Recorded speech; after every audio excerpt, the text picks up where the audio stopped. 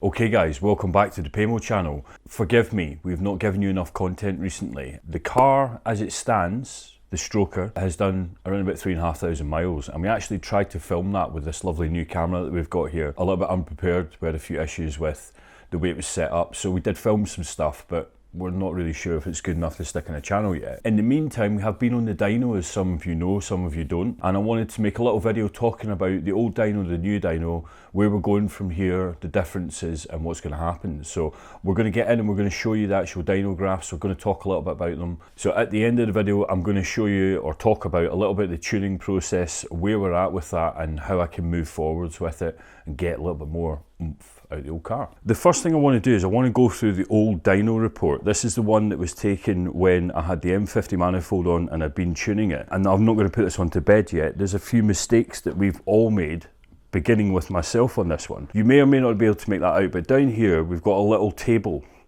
which says 160.2 wheel horsepower at 5,899 RPM, 188 uncorrected flywheel horsepower, 186.5 wheel torque, 4,360 RPM, 186.2 uncorrected flywheel torque, 1% variance. This 188.29 horsepower is calculated based on a 15% transmission loss at the flywheel, guys. So where we got our mistakes before was I thought this was at the wheels. It's not, this is at the flywheel. So before, on this dyno on that day, it was only pulling 160 horsepower, which is pretty poor for what you'd expect, and a little bit disappointing. Now, for the record, I think this dyno records quite a low figure, and I'm not really interested as to what this dyno report makes. What I'm more interested in is the difference between this one and the new one. Now we've got that baseline, let's show you what it pulled with my Stroker in. So if I just pull these out of the way, this is the old one, and then we got the new one here. Straight off the bat, you can see, oh my word, it's nowhere where it should be. We've got an increase, but nowhere near the increase that we were expecting. So now we can see that I've got 188.29 on this one over on this side, and then on here I've got 205.51. So if we get the old one out of the way, we pulled on the actual rollers, instead of 160.2, 174.9 we've got down here on the first pull, and 174.0 on the second.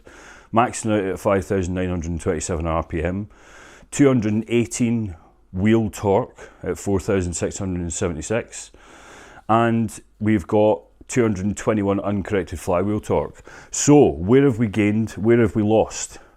As you can see, it's not where it should be. It's quite a long way away, and the first thing I'm going to point out here is the AFRs. Up until I got the dyno done, I had thought I'd got the fuel tune correctly, but I hadn't. I had a problem with it going really, really pig rich at the top end. So at 4,500 revs here, basically as soon as the Vanos kicks off, we have a huge dip in the AFRs, and they drop right down to the mid 11s, is that? And taper all the way off to the low 10s, and I was actually getting 9s. So we're losing a whopping amount of power out of the fuel, basically being too rich at the top end. We can also see the torque curve is a lot more wobbly than it was in the stock ECU. So I'm expecting a bit of wobbliness, but not quite this dramatic sort of dip here in the torque. That I want to correct by correcting this first. So we've done a good pull. We've got an increase. If we add 20%, I call that about 208, and that's about 195, I think, something like that, somewhere in that ballpark. So we've jumped up just under 20 brake horsepower. Right, and we've jumped up quite a lot of torque. We've gone from 186.5 in the wheels to 218, so we've gained nearly 35. I'm happy. I've got an increase, but I've got a problem that is easily sorted. So in the meantime, since then, I've been working on that, but I'll talk a bit more in detail about what I'm actually doing to try and combat this. Baseline is the recent dyno with the Stroker, 205.51. A shitload more torque, 218, but she needs more. So let's get back in the camera and we'll talk about how we're going about dealing with this. Right guys, so that's the dyno reports. Naturally, yeah, I'm a bit disappointed it didn't pull more than what, 205, 208 horsepower, but It's not the end of the world, because it's nice when you've got a problem with something and you can find a solution to it pretty quickly. Any of you guys out there in Carland who've worked on your cars will know it's the most maddening thing when you've got either an intermittent fault you can't find, or you've got something wrong that you don't know how to diagnose. I've got definite fueling problem that I've now sorted, and a definite MAF problem. I've just extended the range of the MAF to allow me to get past 4.7 volts without it causing a problem. When I got the fueling sorted, I realised that I was maxing the MAF out, or I'm thinking I'm maxing the MAF out, because I'm going way beyond 4.7 volts really early in the rev range.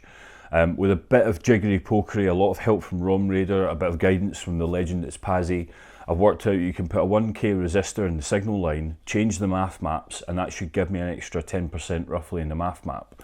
So I shouldn't hit that 4.7 volts too early on. If I hit it at all, it'll be right at the top of the rev range. I've got more headroom there basically. Whereas before I was pretty much banging on the top amount of airflow the MAF can register, and it can't do that. As soon as you get to that point, you end up when the tune just goes to shit basically. We're going to take it for a drive now. I've just put the resistor on the last 20 minutes. It seems okay, but it may mean that the whole fuel and ignition tables all have to be tuned again. But we'll get that done. I want to take it for another dyno run if I can soon, but I was hoping to get all that stuff sorted obviously before I go and spend money putting it in a dyno. It's crazy to do that if I think there's still problems. And I'm expecting a big increase hopefully. If that dyno, if I'm right and that dyno is running a little bit conservatively, then I'm not expecting to see the 250, 260 horsepower numbers. I just don't think it will get there. But if I can get another 10 or 15% increase on what I've got already, I'm doing pretty well. So stay tuned to the channel. I'm sorry we've not put this up earlier, but I wanted to just get my head together and work out what was going on before I spoke to you all about it. Right, so in the meantime, I just want to let you know that we are about to relocate about 300 miles away from where we live. So our lives are crazy right now. We've got so much to do before we move. That garage has got to be moved with us. A load of cars have got to go up. I'm trying to say basically hang out with us guys. Our videos have got a little bit thin in the last few weeks, and they will remain that way until we can get set up, and then we can start work on the Civic and get more work done on the BMW and all the rest of the stuff that we've got our fingers and pies with. Thanks very much for sticking with us. Thanks for watching. There's the dyno results. Let's see where we can take it from here.